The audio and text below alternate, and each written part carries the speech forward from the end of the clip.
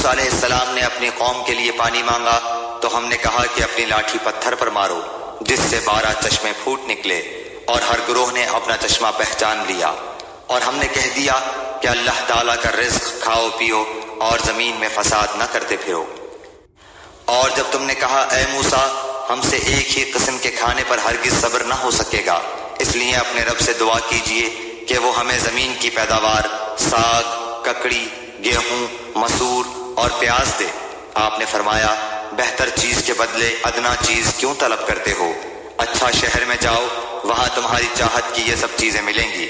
ان پر ذلت اور مسکینی ڈال دی گئی اور اللہ کا غضب لے کر وہ لوٹے، یہ اس لیے کہ وہ اللہ تعالیٰ کی آیتوں کے ساتھ کفر کرتے تھے اور نبیوں کو ناحق قتل کرتے تھے۔ یہ ان کی نافرمانیوں اور زیادتیوں کا نتیجہ ہے۔ مسلمان ہوں، یہودی ہوں، نصارہ ہوں یا صابی ہوں، جو کوئی بھی اللہ تعالیٰ پر اور قیامت کے دن پر ایمان لائے اور نیک عمل کرے، ان کے اجر ان کے رب کے پاس ہے، اور ان پر نہ تو کوئی خوف ہے اور نہ اداسی۔ اور جب ہم نے تم سے وعدہ لیا اور تم پر طور پہاڑ لا کھڑا کر دیا اور کہا جو ہم نے تمہیں دیا ہے اسے مضبوطی سے تھام لو اور جو کچھ اس میں ہے اسے یاد کرو تاکہ تم بچ سکو، لیکن تم اس کے بعد بھی پھر گئے، پھر اگر اللہ تعالیٰ کا فضل اور اس کی رحمت تم پر نہ ہوتی تو تم نقصان والے ہو جاتے۔ اور یقیناً تمہیں ان لوگوں کا علم بھی ہے جو تم میں سے ہفتے کے بارے میں حد سے بڑھ گئے، اور ہم نے بھی کہہ دیا کہ تم ذلیل بندر بن جاؤ۔ اسے ہم نے اگلوں پچھلوں کے لیے عبرت کا سبب بنا دیا اور پرہیزگاروں کے لیے واعظ و نصیحت کا۔ اور حضرت موسیٰ علیہ السلام نے جب اپنی قوم سے کہا کہ اللہ تعالیٰ تمہیں ایک گائے ذبح کرنے کا حکم دیتا ہے تو انہوں نے کہا ہم سے مذاق کیوں کرتے ہیں؟ آپ نے جواب دیا کہ میں ایسا جاہل ہونے سے اللہ تعالیٰ کی پناہ پکڑتا ہوں۔ انہوں نے کہا اے موسیٰ دعا کیجئے کہ اللہ تعالیٰ ہمارے لیے اس کی ماہیت بیان کر دے۔ آپ نے فرمایا سنو، وہ گائے نہ تو بالکل بڑھیا ہو نہ بچہ، بلکہ درمیانی عمر کی نوجوان ہو۔ اب جو تمہیں حکم دیا گیا ہے بجا لاؤ۔ وہ پھر کہنے لگے کہ دعا کیجئے کہ اللہ تعالیٰ بیان کرے کہ اس کا رنگ کیا ہے۔ فرمایا وہ کہتا ہے کہ وہ گائے زرد رنگ کی ہے، چمکیلا اور دیکھنے والوں کو بھلا لگنے والا اس کا رنگ ہے۔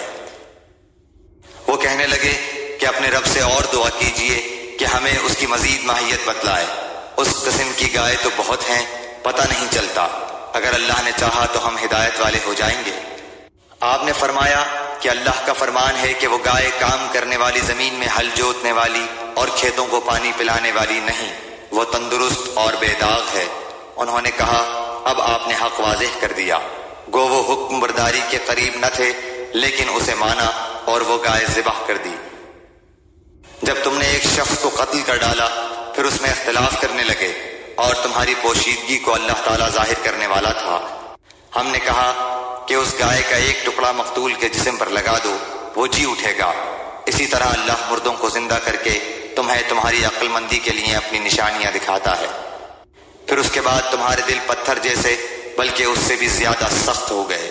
بعض پتھروں سے تو نہریں بہہ نکلتی ہیں اور بعض پھٹ جاتے ہیں اور ان سے پانی نکل آتا ہے، اور بعض اللہ تعالیٰ کے ڈر سے گر گر پڑتے ہیں، اور تم اللہ تعالیٰ کو اپنے اعمال سے غافل نہ جانو۔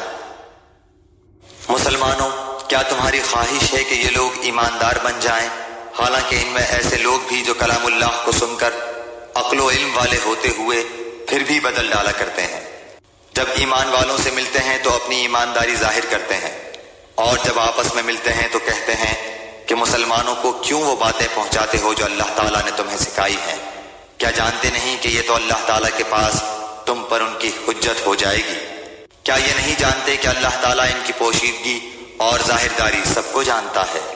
ان میں سے بعض ان پڑھ ایسے بھی ہیں کہ جو کتاب کے صرف ظاہری الفاظ کو ہی جانتے ہیں اور صرف گمان اور اٹکل ہی پر ہیں۔ ان لوگوں کے لیے ویل ہے جو اپنے ہاتھوں کی لکھی ہوئی کتاب کو اللہ تعالیٰ کی طرف کی کہتے ہیں اور اس طرح دنیا کماتے ہیں۔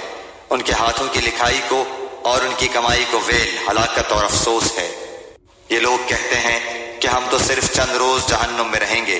ان سے کہو کہ کیا تمہارے پاس اللہ تعالیٰ کا کوئی پروانہ ہے؟ اگر ہے تو یقیناً اللہ تعالیٰ اپنے وعدے کا خلاف نہیں کرے گا، ہرگز نہیں، بلکہ تم تو اللہ کے ذمے وہ باتیں لگاتے ہو جنہیں تم نہیں جانتے۔ یقیناً جس نے بھی برے کام کیے اور اس کی نافرمانیوں نے اسے گھیر لیا، وہ ہمیشہ کے لیے جہنمی ہے۔ اور جو لوگ ایمان لائیں اور نیک کام کریں وہ جنتی ہیں جو جنت میں ہمیشہ رہیں گے۔